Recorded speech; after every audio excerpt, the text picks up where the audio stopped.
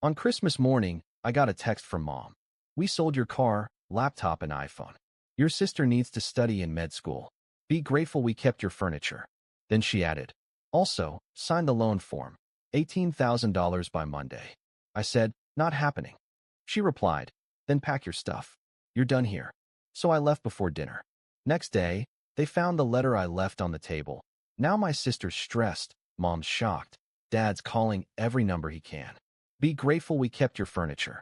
That was the end of her message. The one she sent on Christmas morning at exactly 8:02 a.m. My mom. Her text started with a casual, Merry Christmas, and I was still rubbing sleep from my eyes when the rest of it popped up like a punch to the throat. We sold your car, your laptop, and iPhone. Your sister needs to study in med school. My hands were shaking. It didn't make sense. I reread it 3 times thinking it was a joke.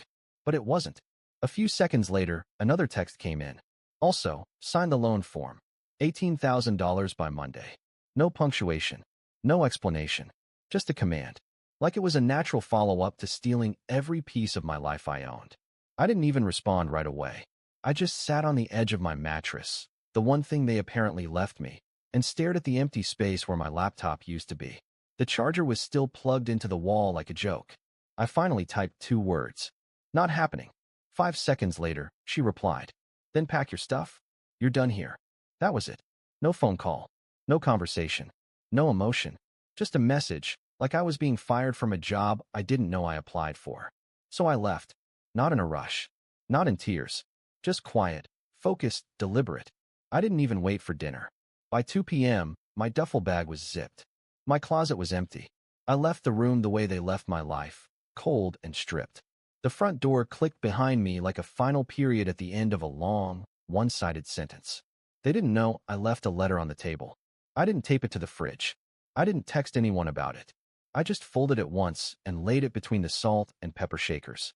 The next day, my phone started buzzing before sunrise. Missed calls from Dad. Panicked messages from my sister. What did you write? Why would you do this now? I have exams. And then Mom, finally breaking silence. Call me immediately. Your father is furious. But I didn't pick up. They'd made their choice. Now they were watching it unfold. And the best part? That letter on the table wasn't even the beginning. It was the warning. I used to believe silence was wisdom. That being helpful was honorable. That if your family crossed your boundaries, it was your fault for not drawing them more clearly. The problem is, my family doesn't believe in boundaries. They believe in debt, in guilt, in control, but never in limits. The first few days after Christmas, I crashed on a borrowed couch in someone else's apartment, trying to figure out what had just happened. My phone, my laptop, my car, all gone. Not stolen by strangers. Taken, sold, repurposed. And worst of all, no one apologized. No one even pretended to be sorry. They expected me to cave, to crawl back and ask them to accept me again. I didn't cave. I remembered. I remembered paying the family's internet bill while still eating ramen during college. I remembered giving my old MacBook to my sister because she needed it for med school prep, only for her to call it a piece of trash and post a selfie a week later with a new iPad. I remembered sending my mom $1,500 for dental work, then seeing her flaunt new gold earrings on Facebook. I remembered covering my dad's credit card debt and hearing later from my uncle how he handled it like a real man. I was never part of the family. I was the faucet they all drank from. It was always just for now. And somehow, now lasted 6 years. After I refused to sign that $18,000 loan, the shift was instant. My mom blocked me on Viber. My sister posted on Instagram. Some people forget who fed them when they were broke. In the family group chat, my aunt wrote, "He always was too emotional. Overreacted to everything." I didn't respond, but I screenshot everything. Then I checked my bank account. $620 missing. Withdrawn through Apple Family, a subscription I'd set up years ago so they could share storage and streaming services. Turns out, my iPhone wasn't sold. It was factory reset, relogged, and now actively used by my cousin Leo. He posted a mirror selfie with it the same day, captioned, "New year, new tools. #blessed." They didn't just sell my life. They recycled it for someone they liked more. Then it happened. A message, a mistake that changed everything. My sister accidentally dropped a voice message in the family group chat. Wrong thread. Wrong timing. But exactly what I needed. Tell Noah to just bring the papers. I'll sign for Alex. He never reads anything. And his password is still the same. I checked. God, he's too trusting. For seconds later, message deleted. Too late. I saved the audio file before it disappeared. Voice_01.wave. Just like that, I had my first piece of evidence. I didn't say a word. I just stared at my screen, heart calm, jaw locked. This wasn't money anymore.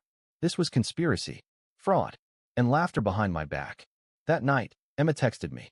Emma, my oldest friend. The one who had always been quiet around my family. Who, I now realize, had been watching the fire long before I smelled the smoke. She sent me a screenshot of a conversation between my sister and one of her friends. Alex is honestly dumb. He'll send more money if mom cries a little. He still thinks I'm actually in med school. I just want to get out of this country, on his dime. Then another. He's basically an ATM with Wi-Fi. Emma followed up with, I didn't want to be part of this, but you need to see who she really is. Also, I've always cared. You deserve better. I stared at that last line longer than I'll admit. You gave me more than they ever did, I replied. And then came the final blow. Noah, my best friend. The guy I'd been staying with since I walked out of the house. The only person I thought I still had. He went to grab food. Left his laptop open. I wasn't snooping. I opened a new browser tab and saw the Messenger tab still active. It was her. My sister. Messaging him. He suspects nothing. Once he signs, we'll handle the rest. You'll still get 30%. He's lucky we even left him the furniture. Noah replied. He won't even see it coming. I didn't explode. I didn't yell. I just opened a new folder on my hard drive. Case/family_fraud/witness. Then I set up a hidden camera in the corner of the room. Turned on a voice recorder. Waited. Later that night, Noah came in, grabbed his phone, and made a call. Yeah, he's here. Everything's calm. He still thinks I'm on his side. Tomorrow we'll slip the papers in and act like it's just routine. He'll sign. He always signs. I sat on the edge of the bed, listening. Recording. Not angry. Not broken. Just done. That night, I didn't sleep. I archived. Organized. Labeled. Screenshots. Voice memos. Group chat logs. Bank transactions. I made 3 backup copies. One on a hard drive. One in the cloud. One ready to be delivered. Then I opened a blank Word doc and wrote just one sentence. You wanted a doctor in the family. You got a surgeon. This wasn't revenge. This was preparation for amputation. On Friday at 7:12 p.m., I got a text from my mother. It's my birthday tomorrow. Just a quiet dinner. Come by. Your sister will be there. She wants to talk. It smelled like reconciliation, but it reeked of a trap. I didn't answer right away. I thought. Then I said yes. This time, I wasn't coming empty-handed. I brought a flash drive. I brought printed documents. I brought a lawyer. And I brought silence colder than vengeance. Saturday evening. Their house. Long table. Paper napkins folded too carefully. My mom smiled like her skin was too tight. My dad chewed salad like it offended him. My sister kept twisting her phone between her fingers. And Noah sat there, calm, quiet, fake. We've all made mistakes, my mom said. But this is family. Let's not make it a thing. Can we just get this over with? My sister muttered. He can't prove anything anyway. I reached into my bag and placed the flash drive on the table. Looked them straight in the eye. Pressed play. My sister's voice filled the room. Tell Noah to bring the papers. I'll sign for Alex. He never reads anything. His password's still the same. I checked. God, Mom, he's such a fool. No one spoke. I opened another folder. Laid out screenshots across the table. Instagram DMs. Alex is a Wi-Fi-powered ATM, blind to the truth. The marketplace listing of my car. Same plate. Same scratch on the bumper. A chat between Noah and my sister. 70/30th split. He has no clue. This is fake, my mother yelled. You fabricated this, my sister screamed. I picked up the recorder. Pressed play again. Noah's voice, calm and clear. We'll slide the papers in tomorrow. He'll sign. He always does. My mother started shaking. My father tapped the table like it owed him something. Noah stood up and walked out. Silent. I wasn't done. You thought I'd stay quiet. That I'd take it like always. But not this time. I looked toward the hallway. A man in a suit stepped into the room, holding a folder. This is Mr. Legrand. From Varco and White. He has something to say. Mr. Legrand adjusted his glasses and spoke, calm as ice. A loan for $18,000 was taken out in Alex's name 2 weeks ago. The signature was forged. We have audio proof, digital trails, and handwriting analysis. This is forgery. Financial fraud. If it continues, we press charges. What did you do? My father roared. You called lawyers on your own family. You just want revenge, my sister spat. I just wanted to study. This is her fault, my mom screamed, pointing at Emma, who was now standing in the doorway. But I didn't yell. I didn't flinch. I pulled a set of keys from my pocket and dropped them on the table. I'm no longer the one who pays for your silence. I'm no longer part of this house. And maybe I never was. I showed them a photo of the notarized document, a full legal renunciation of inheritance, assets, and family liability. Emma stepped forward. We walked out together. No one stopped us. Outside, the night air was still, clean. I breathed in like I hadn't in years. What now? Emma asked. Now, I said. They'll deal with the truth. Alone. And for the first time in my life. I smiled like I meant it. I didn't burn bridges.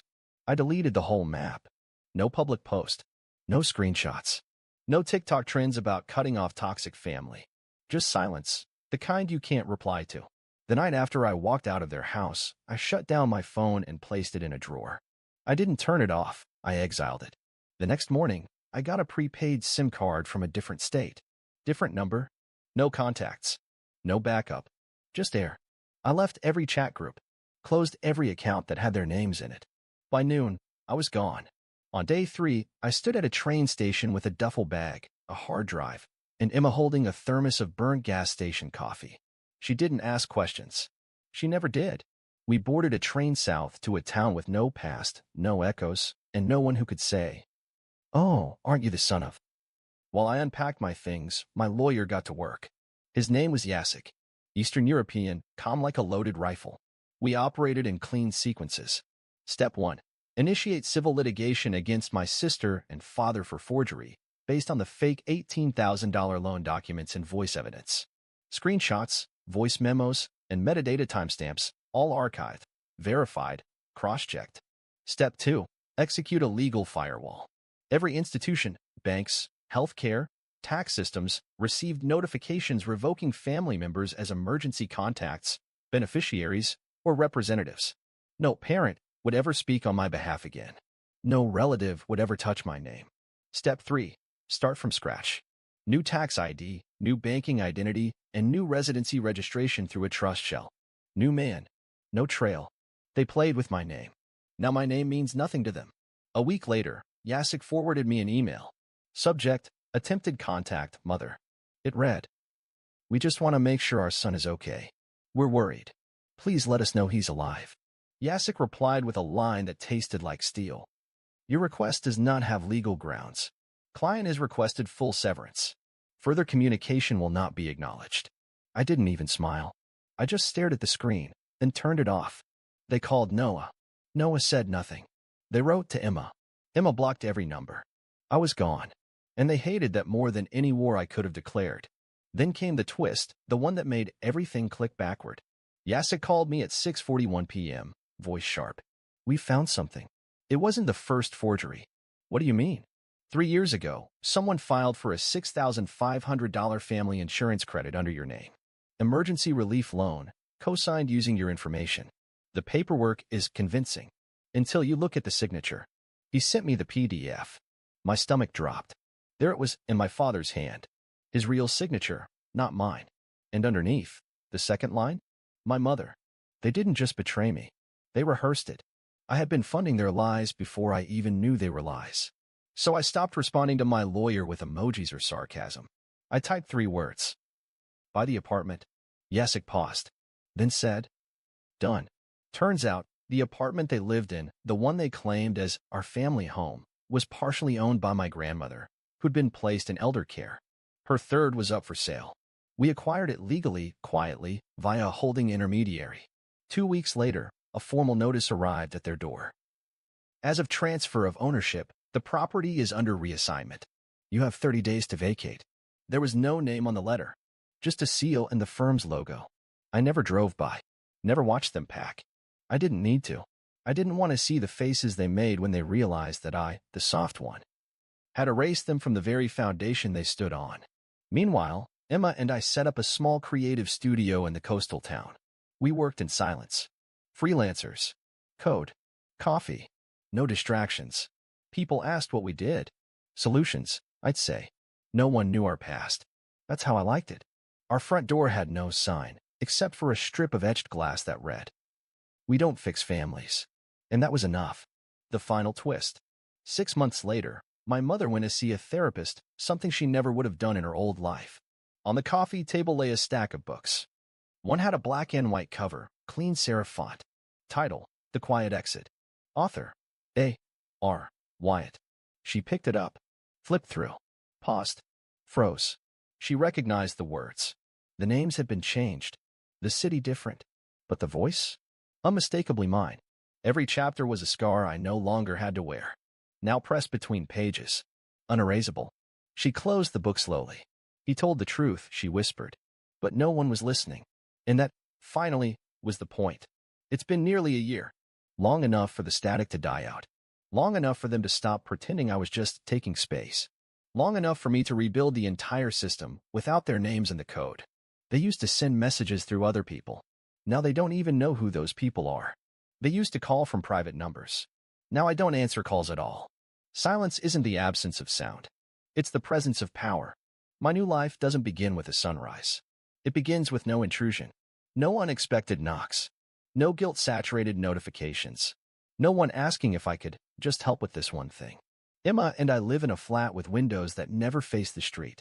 You can't see inside unless we open the blinds, and we rarely do. There's no doorbell.